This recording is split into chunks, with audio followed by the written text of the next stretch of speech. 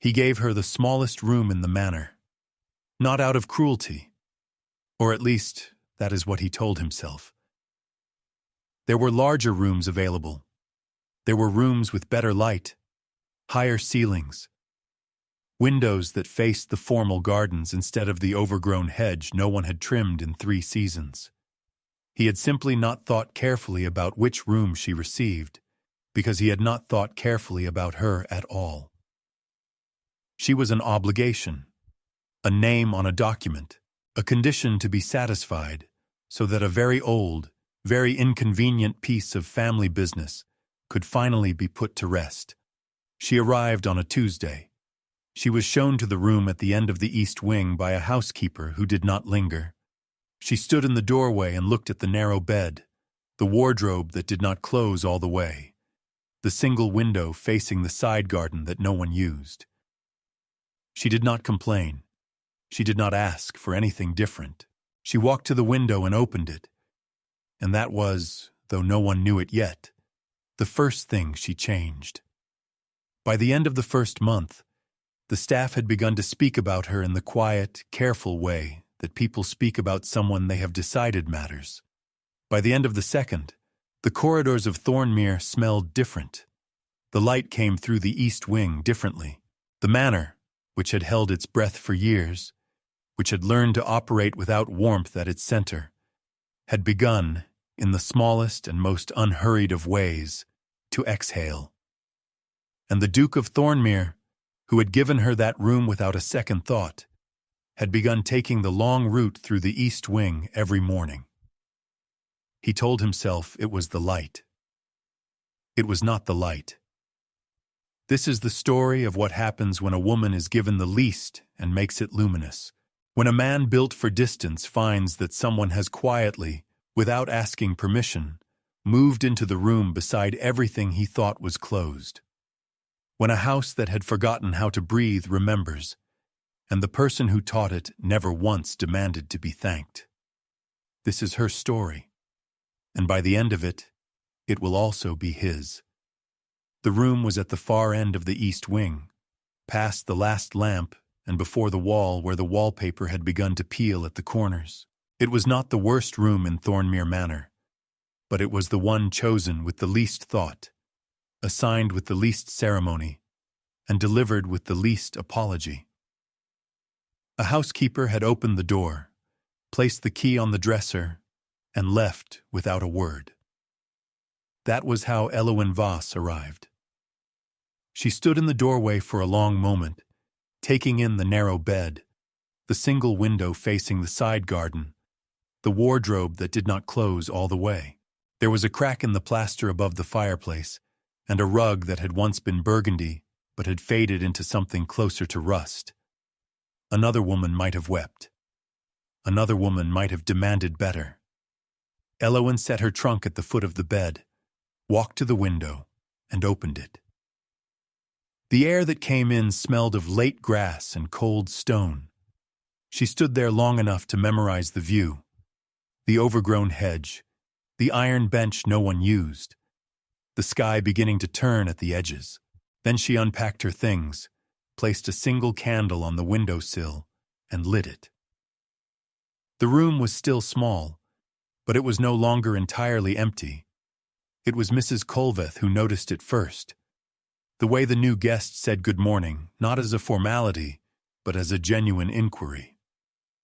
She had asked the kitchen maid her name on the second day, and by the third, she had remembered it without prompting. In a house where the staff moved like furniture, present but unseen, useful but unnamed, this was unusual enough to remark upon in the servants' hall, quietly, over the evening meal. By the end of the first week, the footman had noticed that she thanked him each time he brought up her tray. The groundskeeper had noticed that she stopped to look at the side garden without the contempt most guests reserved for anything that was not the formal front lawns. Mrs. Colveth had noticed that when something in the room needed fixing, the wardrobe hinge, the loose floorboard near the window, Elowen mentioned it without complaint, with the tone of someone reporting a fact rather than lodging a grievance. The Duke of Thornmere noticed none of this. He had not yet looked at her long enough to notice anything. But the staff had, and in houses like Thornmere, the staff always knew first. Thornmere had not always been this quiet. Mrs. Colveth remembered when the main hall had smelled of beeswax and cut flowers, when the dining room was used for more than silence, when there were sounds in the corridors that were not just footsteps on their way somewhere necessary.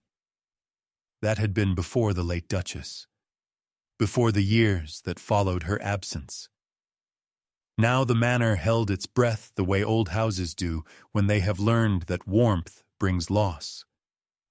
Elowen did not announce her changes. She did not ask permission or draw attention to what she was doing.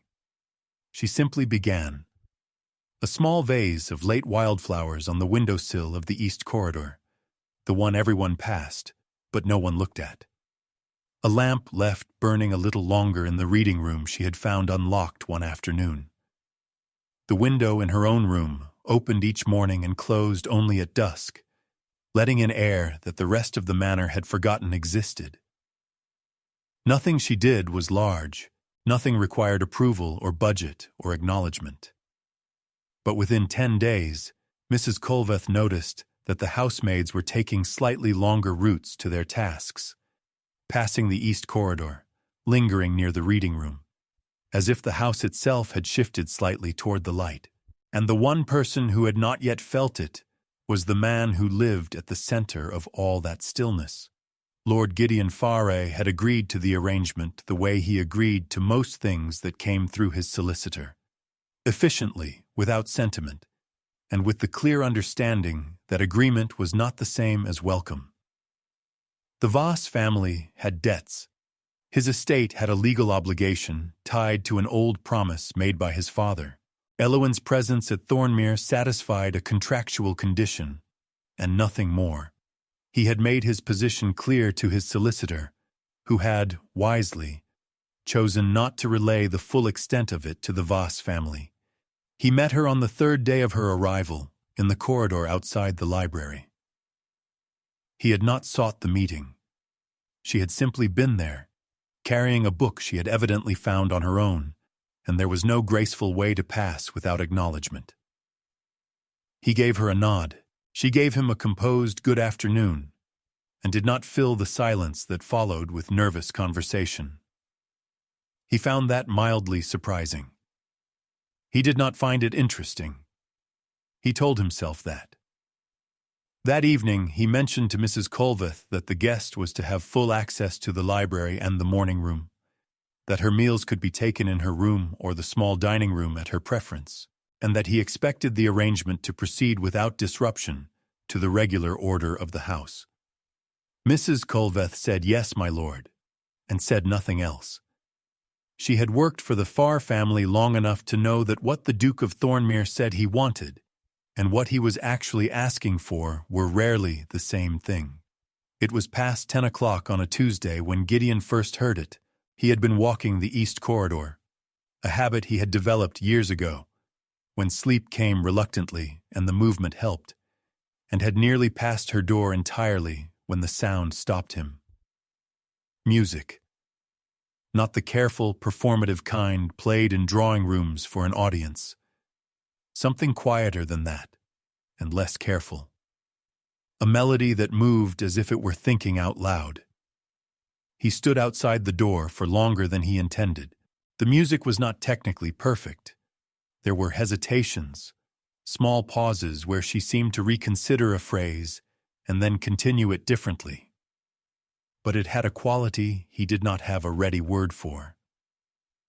It sounded like someone who played not to be heard, but because silence had become insufficient. He knew something about that. He did not examine why he knew it. He did not knock. He did not announce himself. After a time, he could not have said how long, he continued down the corridor and returned to his own rooms. But that night, for the first time in longer than he could accurately remember, he did not pace. He lay still, and somewhere at the edge of his attention, the melody continued, and he let it. She had changed the light in his corridors without asking permission. She had stopped him in his own hallway with nothing but music through a closed door, and he had walked away both times telling himself it meant nothing. But a letter was already on its way to Thornmere, and the woman who wrote it had known Gideon far longer than Elowen had, and moved through his house as if she had already decided it belonged to her future. Stay with us. The easy part of this story is over. Elowen had known about the arrangement before she arrived. Her father had explained it with the careful tone of a man delivering news he hoped would be received better than he deserved. There was a debt, old, significant, tied to a promise between two families that had seemed reasonable at the time and had become complicated in the years since. Her presence at Thornmere would satisfy the legal condition. She would be housed, provided for, and left to her own devices. It was not a punishment, her father had said. It was a solution. She had not argued, not because she had no objections, but because she had understood, in the way that daughters of struggling families often understand things before they are explained, that her objections would change nothing except the atmosphere in which the decision was carried out. She had packed her trunk, said goodbye to the house she had grown up in, and arrived at Thornmere with the full knowledge that she was wanted there the way a signature is wanted on a contract. Necessary, functional, and forgotten the moment it serves its purpose. What she had not anticipated was how precisely the Duke's indifference would confirm every practical thing she had told herself on the journey over. She had prepared for coldness. She had not prepared for how quietly it would settle, how thoroughly it would fill the spaces between them, how it would sit in every room she entered slightly before she did. But she unpacked her things each morning, opened her window, and refused to let it become the whole of what Thornmere meant to her. That, at least, was still her choice. Gideon was crossing the east courtyard when he saw it. The window of the small room at the end of the hall, open as it always was by that hour, the thin curtain moving in the morning air. He had passed that window 100 times in the weeks prior, without registering it as anything other than architecture. That morning, for a reason he could not immediately account for, he stopped. The light came through the east wing differently now. He had noticed it without noting it. The way a man notices a change in weather before he thinks to look at the sky. The corridor that had always been dim by 9 o'clock was not dim anymore. He had attributed it to the season, to some shift in angle he had not bothered to calculate. Standing in the courtyard, looking up at that open window with its moving curtain, he understood for the first time that it was not the season at all. He stood there perhaps 30 seconds longer than was necessary before continuing toward the stables. It was a small thing, an open window, a curtain. Morning light doing what morning light does when it is given the opportunity. He told himself it was insignificant. He told himself this with the focused attention of a man who has begun to suspect that the thing he is dismissing is not, in fact, insignificant at all. Lady Sylvane arrived on a Friday, unannounced in the way that people who know their welcome is assumed never bother to announce themselves. She was elegant in the precise, deliberate manner of a woman who had spent years refining elegance into something that functioned less like beauty and more like argument. She knew Thornmere well, its corridors, its rhythms, its Duke. She walked into the main hall as if she were returning to something that had been held for her, and she greeted Gideon with the familiarity of a long and unchallenged understanding. She noticed Elowen the way one notices an unfamiliar piece of furniture, present, acknowledged, not yet categorized. Over the first afternoon, she was pleasant in the surface way of women who have learned that open hostility is less effective than managed warmth. She complimented the manor. She asked Elowen how she was finding Thornmere with the tone of someone who expected the answer to be temporary. She mentioned, twice and without apparent intention, that the East Wing had always been considered the guest quarters. Comfortable enough, of course, for shorter visits. That evening, after dinner, Lady Sylvane lingered with Gideon in the drawing room while Elowen excused herself. As she left, she heard the faint resumption of a conversation that had clearly existed long before she arrived. References to people she didn't know, events she hadn't attended, a shared history that made her presence feel like an interruption in someone else's story. She walked back to the East Wing, lit her candle, and sat with that feeling long enough to understand it without letting it instruct her. The following evening, the three of them dined together at Gideon's request, or what passed for his request, which was an instruction delivered through Mrs. Culveth with enough formality to make refusal awkward. Lady Sylvane arrived in deep green silk. Elowen wore the simplest dress she owned, which was also the most honest thing in the room. The conversation moved through the usual territory: the season, mutual acquaintances, the state of various estates in the county. Lady Sylvane steered it with practiced ease, including Elowen when courtesy required and redirecting when it suited her. Elowen listened more than she spoke, which Lady Sylvane appeared to interpret as deference. It was not deference, it was attention. There is a difference, and it only becomes visible at the moment it matters. That moment came when Lady Sylvane made a remark about the East Wing, something lightly worded about how certain rooms acquired a kind of charm when occupied by the right person, even temporarily. The table held its breath. Elowen set down her glass, looked at Lady Sylvane with an expression that contained no anger and no performance, and said simply that she found charm had very little to do with the room and everything to do with whether a person had decided to be present in it. Then she turned to ask Mrs. Culveth whether the kitchen had managed the sauce differently that evening, because it was particularly good. The conversation moved on, but something in the room had shifted, and everyone at the table felt it, and no one remarked upon it, and that was the most powerful thing of all. Lady Sylvane left the following morning. The departure was gracious, warm, entirely expected. She kissed Gideon's cheek in the front hall and said she would return before the season ended. He said the appropriate things. He watched her carriage until it cleared the gate. Then he turned back toward the house and found himself, without quite deciding to, walking toward the East Wing. He did not go as far as her door.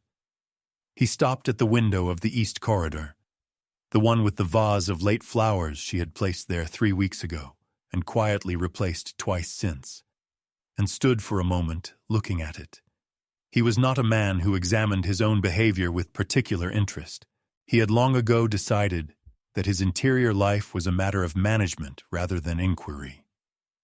But standing in that corridor, looking at a small clay vase holding 4 stems of something that had no business being beautiful, and was anyway, he found the management more difficult than usual.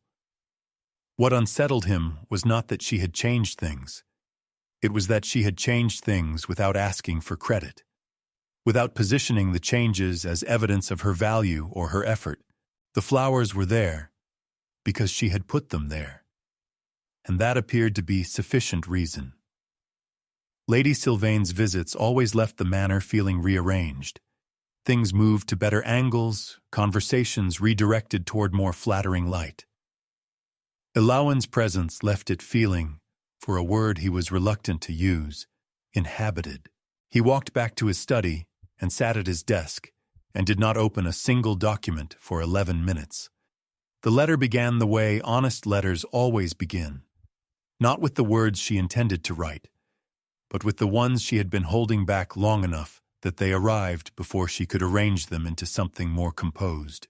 She sat at the small desk by the window, the candle already low, and wrote to her sister with the kind of truthfulness that is only possible when you are certain the words will never be read. She described the manor, its beauty, which was real, and its coldness, which was also real, and the strange way the two existed together without resolving into anything she had a ready name for. She described the Duke with the careful neutrality of someone trying very hard not to describe him at all. She wrote that she was managing, that she had found the library and the side garden, and a corridor on the second floor that caught the afternoon light in a way that made her stand in it longer than she meant to. That she was not unhappy exactly, but that there was a particular kind of loneliness that came from being present in a place where no one had yet decided whether she was worth the effort of truly seeing. She wrote that some mornings it took longer than it should to open the window and begin again. She read it back once, then folded it and set it beside the candle without addressing it. She told herself she would decide in the morning whether to send it. She already knew she would not. There were things you wrote in order to put them somewhere outside yourself, not to share them, but to make them less heavy by giving them a shape on paper. The letter was that kind of thing. She smoothed the fold with her thumb and slid it beneath the book on the corner of the desk, where it would be safe from the draft and from eyes that were not meant to find it. What she did not know, could not have known, because she had not heard him in the corridor, was that Gideon had passed her door that night, at the precise moment she had paused in her writing and pressed her hand flat against the page in the way people do when they are steadying themselves. He had not seen the letter. He had not seen her at all. But her door had been open by an inch, just enough for the candlelight to fall in a thin line across the hallway floor. And he had seen that, and he had stopped. And he had stood in the corridor outside her room for a moment, that he would not afterward be able to accurately measure, listening to the silence of a person who was not quite all right, and had decided not to ask for help about it. He had continued walking, but the thin line of candlelight stayed with him longer than it had any reasonable business doing. It happened in the library on a Wednesday afternoon, which was not a time or place Gideon had planned for anything to happen. He had come for a specific volume on land surveying, which he had located on the third shelf without difficulty, and had been on his way back to his desk when he saw her sitting in the chair by the east window, the one that caught the last of the afternoon light, with a book open in her lap, and the particular stillness of someone who is genuinely absorbed, rather than performing absorption. He could have left. The route to the door did not require him to pass her. He took the longer route anyway, and when she looked up at the sound of his footsteps, he found himself asking what she was reading. Not because he needed to know, but because the silence between them had begun to feel like something that required more effort to maintain than to break. She told him, a natural history, one she had found on the lower shelf, older than most of the other volumes, with illustrations that had been made by hand. She showed him one without being asked, turning the book so he could see the page without having to move closer, and he found himself moving closer anyway. The illustration was of a bird he recognized from the North Field, a species he had not seen described in any text he owned, and something about the convergence of the familiar image and the unfamiliar context made him ask when she had begun to read natural history, which was the first question he had ever asked her that was not procedural. She answered with the kind of honesty that doesn't announce itself as honesty. She had started because the books on the lower shelves were the ones no one else had touched in years, and she had a habit, she said, of being drawn to things that had been overlooked. She said it without looking at him, her eyes back on the page, and he understood that she was not making a point about herself. She was simply telling him the truth, in the way she apparently told everything, directly, without dressing it up for the room. They talked for 40 minutes. He did not notice the time passing, which was unusual enough to remark upon internally, if not aloud. She had opinions, considered, specific, not assembled for effect. She disagreed with him once, about the accuracy of a particular illustration compared to the bird as it appeared in nature. and she did so with such matter-of-fact confidence that he found himself checking the image again and conceding the point before he had thought about whether conceding was comfortable. When she finally closed the book and said she ought to return it to the lower shelf before the light changed, he stood for a moment after she left in the empty library, holding the surveying volume he had never opened, with the distinct and disconcerting sense that something had shifted in the architecture of the afternoon, and that no amount of land surveying was going to help him determine what it was. For the first time, he had gone to her without a reason good enough to justify it, and she had let him in. But there was still a letter on her desk with another option inside it, and he was still a man who had not yet proven, not in the way that counts, that he was capable of choosing differently. In the next part of this story, he will say the wrong thing, and she will close a door so quietly it will be louder than anything he has ever heard. Don't go anywhere. Mrs. Colveth had worked at Thornmere for 23 years, which meant she had worked there through the late Duchess, through the years of grief that followed, through the long, cold settling of a house learning to operate without warmth at its center. She knew every sound the manor made, the particular creak of the third stair under weight, the way the east corridor hummed in high wind, the sound of the library door when it was opened with purpose versus when it was drifted open by draft. She had learned to read Thornmere the way sailors read water, and what she read now, in the weeks since Elowen's arrival, was something she had not felt in the house for a very long time. It was not happiness, exactly. Not yet.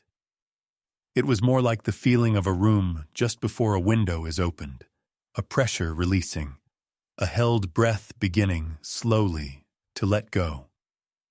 The housemaids noticed it in smaller ways. The main corridor smelled different, not of the beeswax and dust that had defined it for years, but of something that took them several days to identify as simply air. Fresh air, moving through spaces that had been sealed against nothing in particular for so long that the ceiling had become habit. The fire in the reading room was lit more often.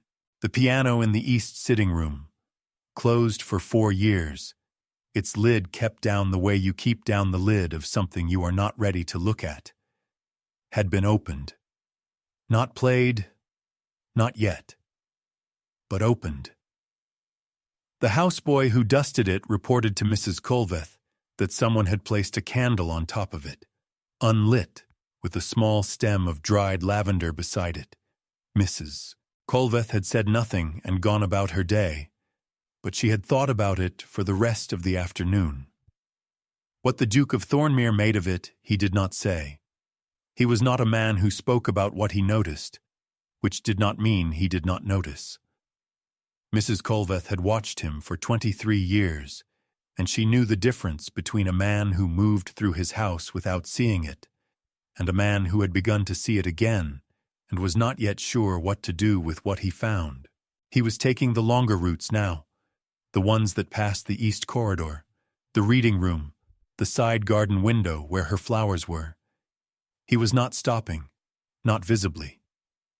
But he was slowing, and in a house that had spent years holding its breath, even slowing was something close to a beginning.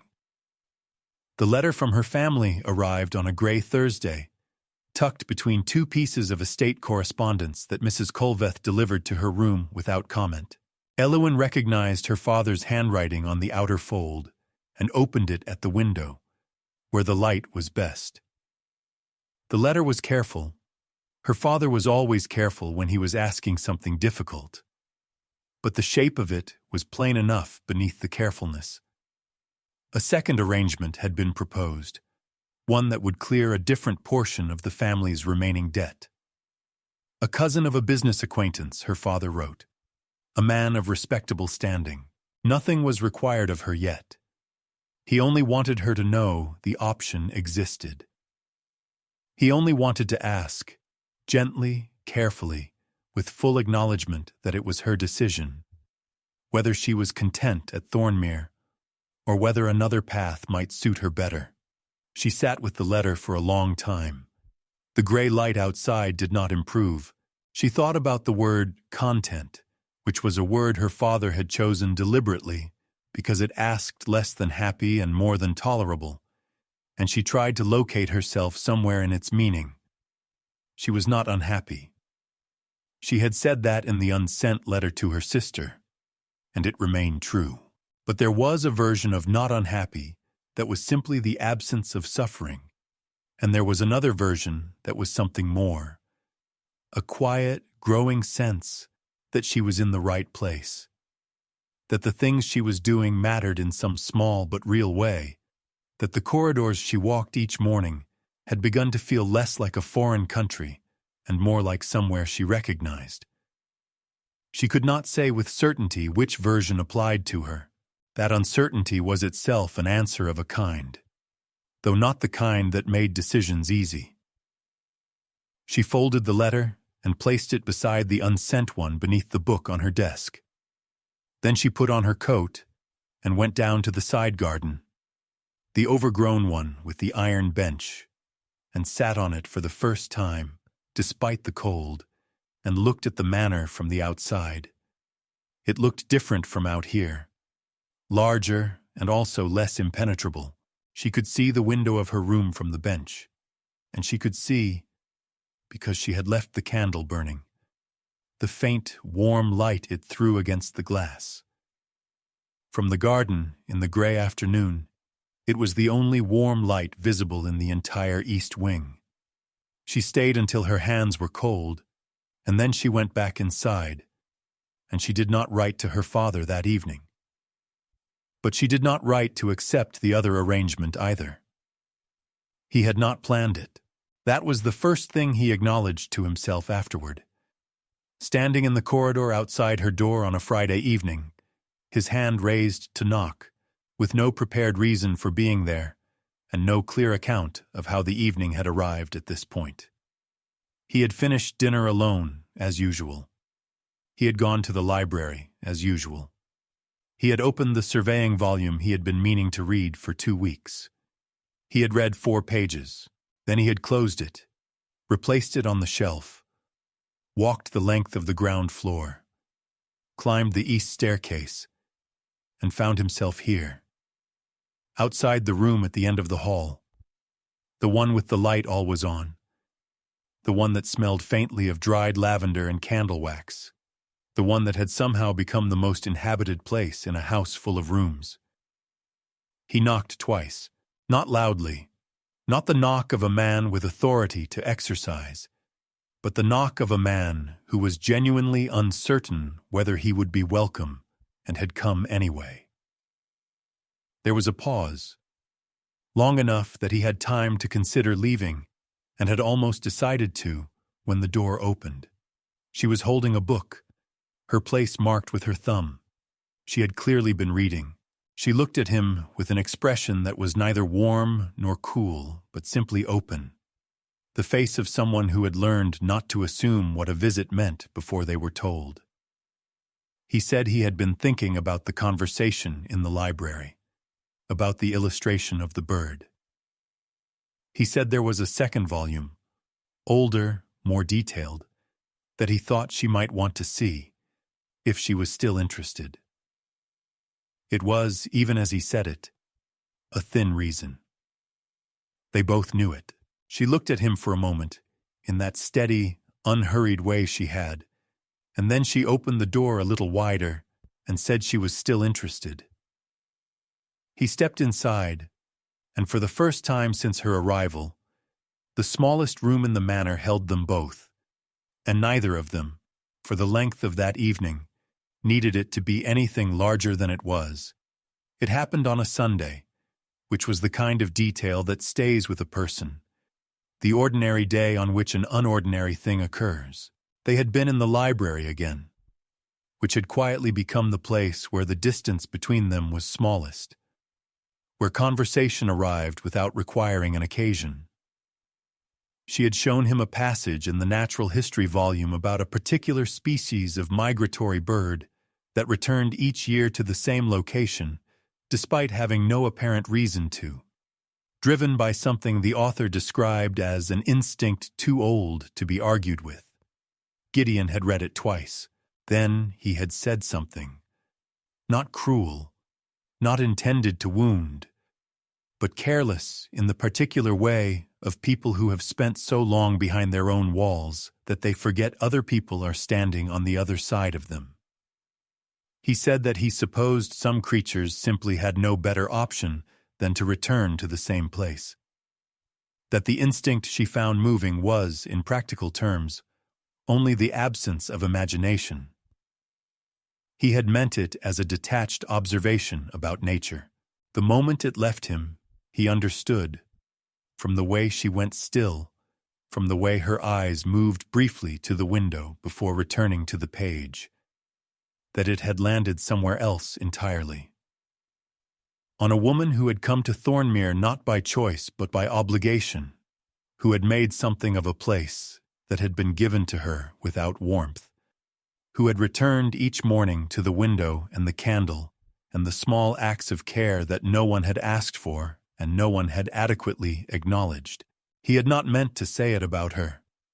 But meaning and effect are not the same thing, and he had spent enough years in the world to know that. She did not raise her voice.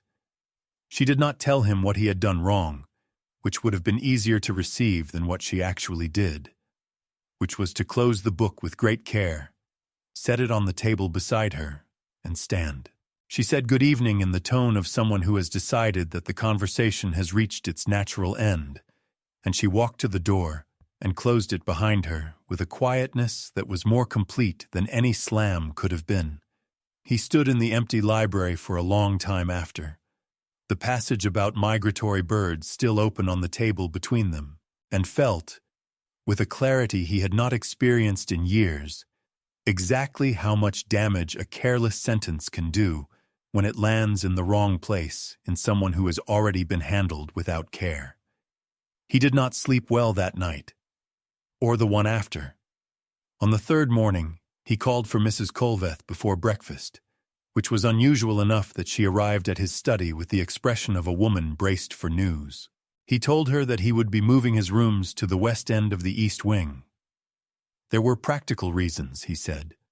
The morning light was better for correspondence. The proximity to the library more efficient for his work. He listed the reasons with the careful specificity of a man who has prepared them in advance and is aware that their careful specificity is itself suspicious. Mrs. Colveth listened to all of them. She said, "Yes, my lord," and asked whether he would like the room beside the corner prepared, or the larger one at the end. He said the one beside the corner. She did not point out that the room beside the corner was, by any reasonable measure, the one most directly adjacent to the smallest room at the end of the hall. She had worked at Thornmere for 23 years. She simply wrote down the instruction and excused herself, and in the kitchen afterward, she told no one what had been said. But she allowed herself, briefly, one small and private expression of satisfaction that no one in the manor would ever know about. The room was prepared that afternoon. Gideon moved his things himself, or most of them, with the help of a single footman he dismissed after the furniture was arranged, preferring to unpack the personal items alone. The room was not small, but it was not the ducal suite he had occupied for 11 years. It had a single window facing the east courtyard, a fireplace that drew well, and a wall, one shared wall, that separated it from Elowen's room by nothing more than old plaster and the particular silence that exists between two people who are aware of each other without acknowledging it. He placed his lamp on the desk by the window, arranged his books on the shelf beside the fireplace, and sat in the chair that faced the wall. He did not examine why this felt, for the first time in a long time, like the right place to be. He simply allowed it. That evening, when Mrs. Colveth brought the news to Elowen, framed neutrally as a household update, Elowen received it without expression. She thanked Mrs. Colveth and returned to her book. But after the housekeeper left, she sat for a long time without reading, her thumb resting in the pages, her eyes on the wall that now had someone on the other side of it. She was not sure what it meant. She was not entirely sure it needed to mean anything yet. But she was aware, in the quiet, considered way she was aware of most things, that it was not nothing. He had moved his rooms to the other side of her wall. He had given Mrs. Colveth practical reasons. She had received them without a word. That night, Elowen would hear him pacing. He would hear her candle go out. Neither of them would sleep. There are 3 subtitles left, and everything that has been building in borrowed rooms and overgrown gardens and shared walls is about to be said out loud. It began around 11 o'clock, the sound of footsteps on the other side of the wall, not the restless, directionless pacing of a man who cannot settle, but the measured, deliberate kind that moves between 2 fixed points and back again. The kind that belongs to someone turning something over and over in his mind with the concentration of a man who has run out of other tools. Elowen had been reading. She set the book down and listened without meaning to, the way you listen to rain, not with intention, but with the whole of your attention regardless. 7 steps to the window. Pause. 7 steps back. Pause. Then again. She did not move. She sat in the chair beside her own window, the candle burning low on the sill, and listened to him think. There was something unexpectedly intimate about it, not in the way of proximity, but in the way of honesty. He was not performing composure on the other side of that wall. He was not managing his interior life with the careful efficiency he applied to everything else she had observed in him. He was simply moving through something, back and forth, without resolution. And the wall between them was thin enough that she could hear every step of it. She thought about the library, about the thing he had said and the way he had looked in the moment after he said it. Not defensive, not dismissive, but stricken in the way of a man who has heard his own words from the outside and found them wanting. She had not stayed to give him the opportunity to correct it. She was not certain she had been wrong to leave. But she was also not certain, listening to those 7 steps and back again, that the matter between them was as finished as she had made it appear. She did not know the precise moment he stopped. She had let the candle burn down to nothing without replacing it, and at some point the room had gone dark around her and the wall had gone quiet, and she was sitting in the dark, listening to a silence that felt different from the silence that had come before it. Less like absence, and more like the particular stillness that follows a decision. She did not know what he had decided. But she sat in the dark for a while longer, with her hand resting on the closed book in her lap, and found that the night felt less like something to endure, and more like something that was, in its own slow and uncertain way, moving toward morning. He found her in the side garden the next afternoon, the overgrown one with the iron bench where she had begun to spend the last of each day's light. He came around the corner of the east wing without announcement, which was not deliberate, but which meant she saw him before he had arranged himself into anything, and what she saw was simply a man walking toward her with the careful pace of someone who has made a decision and is now committed to the direction of it. She did not stand. She moved her book from the bench beside her in a way that was not quite an invitation and not quite the opposite of one. And he sat, and for a moment neither of them said anything, and the garden held the silence without making it uncomfortable.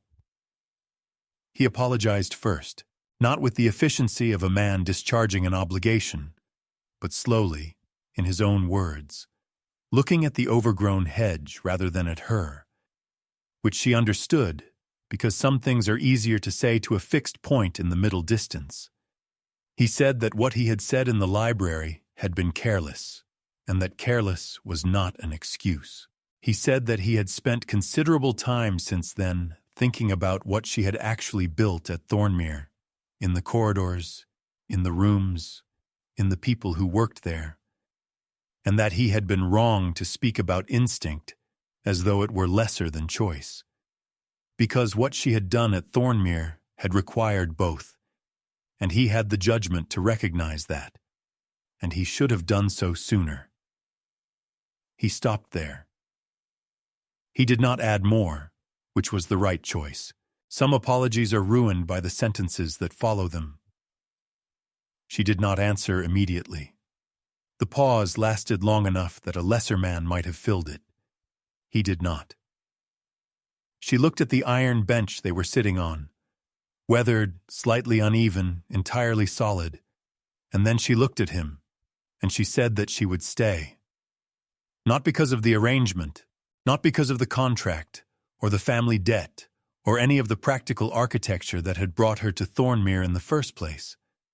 She would stay because she had found, in this house and in this garden, and in the difficult and particular work of being present in a place that did not initially want her, something she had not expected to find and was not prepared to walk away from simply because it had taken longer than it should have to be recognized. She said it plainly, without softening it or dressing it for effect, in the manner of someone who has learned that the truth is most powerful when it is delivered without apology. He heard every word, and when she finished, he did not look away. The room at the end of the east wing did not change. It remained narrow, with the window facing the side garden, the wardrobe that did not close all the way, the crack in the plaster above the fireplace that no one had gotten around to fixing. The rug was still the color of something that had once been burgundy. The desk was still small. The ceiling was still lower than in every other room in the manor.